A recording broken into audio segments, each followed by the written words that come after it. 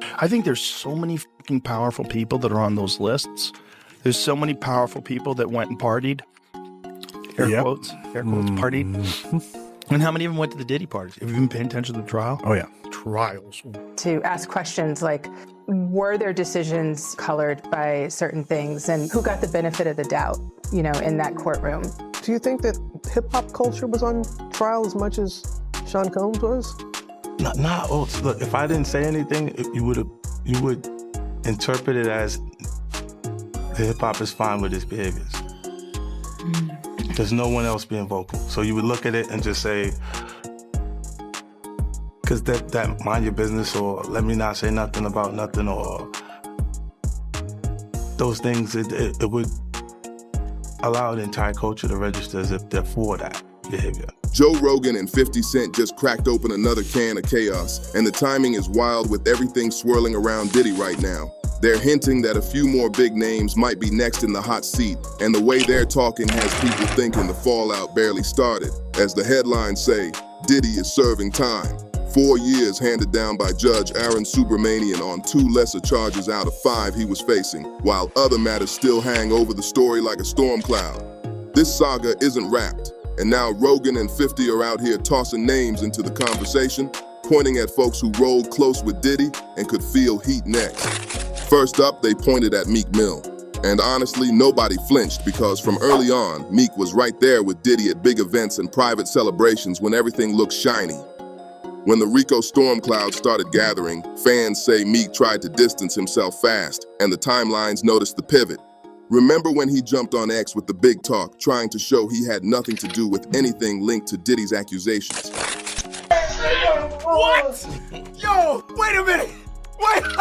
My voice is so powerful as a black man from the ghetto worldwide.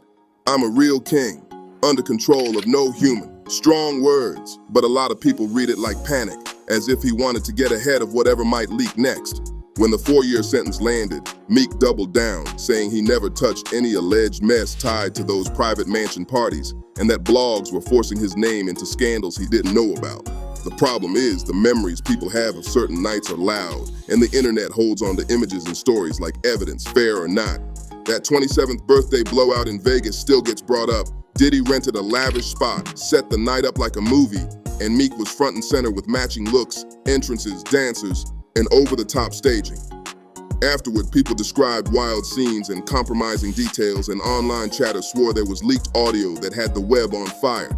Meek said it was fake, AI edits and haters out to ruin him, and that claim should be noted loud and clear because he denied it flat out. Some insiders hinted someone at the party recorded it. Everybody was passed out. Yo, Diddy had that man in the room. Look, yes, I put my ear to the fucking door and I brought the phone because Diddy started going in overdrive. I ain't know what the was going on, but I just heard balls slapping against cheeks. I heard struggling to take. I heard being like, yeah, daddy. Like when he started all that daddy this and daddy that, and then I heard some hollering and struggling like, yeah, I kept the phone there and I recorded all this because I was like. While Jaguar Wright even claimed Nicki paid a bodyguard to leak it. You think that audio that they put out was real? Yeah, that was him. Nicki put that up to here. That Nicki recorded that at the freak off in the Calabasas. She been waiting to drop that shit on Meek. Oh, man. She just wasn't gonna tell nobody it was Diddy. But now that Diddy out there, why not? Which remains unverified and heavy on rumor, not proof. Old clips resurfaced too. Okay, so. But that's not a diss. Meek likes being brought up in that song. I don't know why you lowering his thing. You think you're doing him a favor. He's very, very happy being mentioned, I'm pretty sure. Yeah? Yeah. Okay. Including moments of Diddy calling Meek daddy in playful tones, which fed more speculation, even though context gets messy online. Meek even offered a $100,000 investigation reward, then never showed receipts, which kept people arguing in the comments like detectives without a case file. Now Meek's line is that he was around the madness, but didn't touch anything questionable, and he kept his distance while just vibing with the crew. Hey, what's up, King Son? Man, you doing it, man. You deserve it, daddy. You putting in that work. Proud of you. I love you. Yeah. Fans are asking which version he wants the streets to believe. The one where he was never there, or the one where he showed up and steered clear, because the timelines never forget. Yo, son, what's up? Yeah, y'all already know Let's real go. life. Real life. Yeah. You know, Diddy gang, Meek Mill in real life. Don't ever disrespect me, you Talk heard? that shit, Meek. Yeah, Meek. With whispers flying that Diddy might tell, rumor talk not confirmed, the comment sections keep circling Meek as next to fall, even though none of that is established as fact. It's a lot of smoke and not much paperwork, which is why it's smart to treat it as online chatter until courts, filings, or verified sources say otherwise. Then another name popped into the rumor mix, Oprah, and that sent the timeline into a holding breath moment because her brand is massive and her history is layered. People online are trying to tie her to alleged freak-off circles, which are claims floating around social media without official confirmation, so this absolutely stays in the rumor box. The argument folks make leans on old associations, like those cozy photos with Harvey Weinstein before the world knew the full picture of his crimes. I was, needless to say, devastated and really shaken to my core. People say everyone in Hollywood knew, but that's retroactive guessing, and the receipts we have are public photos and event appearances, not proof of complicity, while critics still feel she should have spoken out earlier. Then there's the South Africa school controversy. Oprah invested tens of millions in a leadership academy, and months after opening, there were allegations of SA involving a dorm matron. Reports at the time said, prosecutors say former dorm matron Tina Virginia Makopo tried to kiss and fondle the girls. She's also accused of kicking and hitting some of them. Makopo pleaded innocent to 14 charges of indecent assault and criminal injury in South Africa. That was a serious legal story, and it was widely covered. Now those old accusations are back in the spotlight, and some online voices claim Oprah knew more than she said. But that's speculation, unless new verified evidence appears. Big platforms and celebs like Jaguar and Dr. Umar have hinted that Oprah holds serious quiet power in the industry, which fuels theories about who gets protected and why. Still, that's commentary, not court filings. Old photos and clips are resurfacing of Oprah near circles that also overlapped with Diddy's world at private gatherings, and people are connecting dots, whether or not those dots actually line up. It's the internet's favorite sport. Build a board of faces, draw strings, and call it a pattern, when sometimes it's just famous people at the same events. Here's the fair line. Talking associations is one thing, alleging crimes is another, and unless credible sources bring verified documents or charges, all this stays as rumor and opinion. That's not protection, that's responsible talk, because everyone deserves accuracy when stakes are sky high. The bigger takeaway is how fast old headlines get revived when a new scandal hits, and how anyone adjacent can get pulled into the splash zone with no fresh evidence attached. That's why it's crucial to separate timeline theories from trusted reporting, especially when names this big are in the conversation. Guests are canceling their interviews because they don't want to get blacklisted by Oprah. Who wants to be on the wrong side of Oprah in Hollywood? Who wants to be on the wrong side of Tyler Perry in Hollywood? Who wants to be on the wrong side of Steve Harvey in Hollywood? Another name cooking in the rumor mill is Stevie J, and this one hits close to the music because he's woven into bad boy history, not just standing near it. Stevie didn't just attend sessions, he helped craft the sound, producing major records that defined an era, which makes his proximity to Diddy deeper than most. When the feds moved on Diddy's properties, Stevie was one of the first to speak, standing tall and calling Diddy his brother, staying loyal when most of the industry went quiet. You're hanging out with Diddy in his mansion in Miami, and Homeland Security rushes in. While you're there. While I'm there, Dolo. You're there by yourself. Yeah. With the, he has some employees there. And yeah. Stuff. Yeah. So suddenly there's red dots all over your shirt. Yeah. While many distanced themselves, he stayed loud, which had people asking if that's unshakable loyalty or a sign he's tied in too deep to pivot. Whispers claim Stevie was at those alleged freak-offs, the same rooms where stories grew legs. Again, these are allegations without court-backed proof, so label them correctly. And, hopefully the truth will prevail. Yeah. We'll see what happens. Yeah, we got to just see how it plays out. Yeah. You know, I'm never going to stop being there for someone I consider to be a friend to me. As you should. I'm not going to turn my back. And it's like, I've been scrutinized just by being a friend. I guess someone never had a true friend. Lil Rod's civil lawsuit named him directly, alleging Stevie helped line up women for those nights. Coordinator talk that reads heavy in filings but still needs the legal process to test it. Behind the scenes, folks say there's a leaked clip floating around allegedly showing Stevie in compromising situations, but as usual, links vanish, context is missing, and nothing stands up under verification. That's the pattern. Rumors sprint, receipts crawl, and the truth needs actual documents to get a real say. Even with all that noise, Stevie hasn't budged. Still calling Diddy family, still holding the line, still showing support that looks unbreakable. Some call it admirable, others call it risky. But either way, it's rare in a moment where silence is the industry default when heat shows up at the door. Then the timeline tossed in a curveball. Ashton Kutcher getting side eyes for old party footage where he's laughing, dancing, and floating through those famous all-white functions. When he got asked about it on Hot Ones, he looked frozen for a second. The kind of pause that fuels more speculation than any answer would.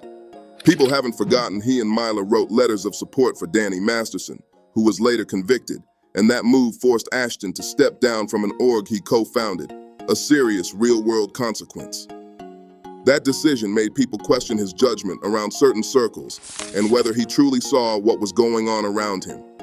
Rumors then jumped to Diddy tapes and who might be in them. Again, heavy claims with no verified public proof attached to Ashton. And he said he was just a guest at events. The streets still ask, how deep did it go? But without clean, verifiable evidence, it's speculation stacked on top of old party footage. This is where balance matters. Proximity isn't guilt and vibes aren't proof, even when the timeline wants a quick verdict. The only thing that really answers these questions is evidence. Not edits, not captions, not a pause in an interview. Next up, Naomi Campbell. Her name lights up every time Diddy and Epstein get mentioned, and that pairing alone triggers heavy discourse online. Epstein's crimes are documented and horrifying, and the whispers now say Diddy also had private island situations, with people asking if any celeb traffic there carried similar darkness. Rumors claim Naomi was more than a guest, alleging she helped set up introductions, promising modeling opportunities, and then locking people under NDAs in situations far from the runway. Some social posts even paint her as a madam, which is a serious accusation that needs hard proof, not just spicy captions. One user wrote, "She gives me major madam vibes. I think she does it for favors, connections, money. Her career never stalled even through scandals, which is opinion, not evidence, and must be treated as such." Another clip resurfaced of Naomi acknowledging she knew Epstein, but denying knowledge of underage abuse, which fans side-eyed as evasive. Still, denial is denial unless contradicted by verified facts. Rumors say Diddy and Naomi dated in the early 2000s, and that she pulled up to those wild parties, then supposedly cleaned her grid later when the scandals hit, which is classic fan detective talk built off photos disappearing and accounts going quiet. People also recall Diddy flying to London with Young Miami to surprise Naomi with a cake for her honorary doctorate, which shows public closeness but doesn't prove wrongdoing.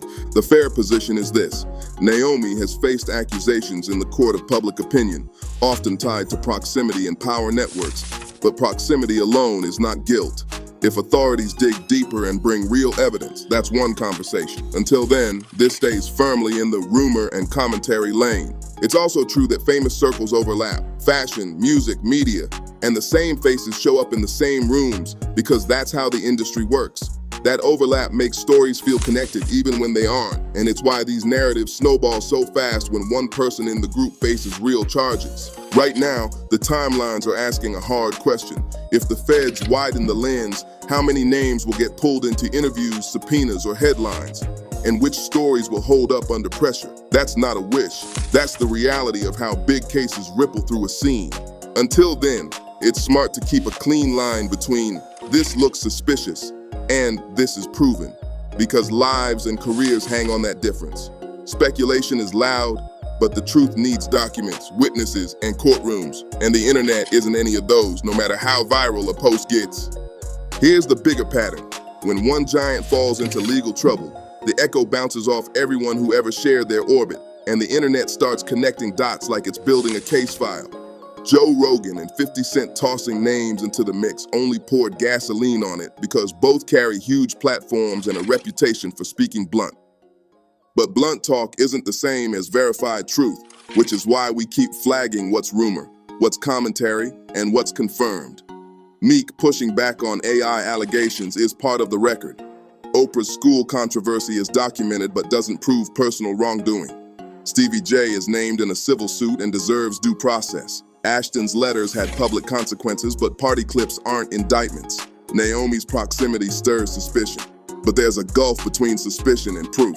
The culture loves a reveal, a plot twist, a gotcha, but real accountability doesn't come from hype reels. It comes from evidence that stands up when lawyers and judges step in. That's not soft talk. That's how you protect truth from getting drowned by the loudest rumor of the week. Meanwhile, entertainment media thrives on tension. Names, clips, pauses, and old photos stitched into narratives that may or may not hold water under daylight. The smartest play for viewers is curiosity with caution. Stay tuned, but don't crown a theory without receipts, because the algorithm doesn't care if it's wrong as long as it's hot. If more names land in filings, we'll all see it, because real paperwork shows up in real places, and it moves differently than a trending thread.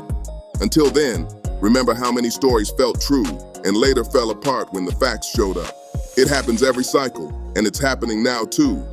And for the people in the crosshairs, the best move is straight talk through official channels, not subtweets, not half denials, not vanishing posts, because clarity beats speculation every day.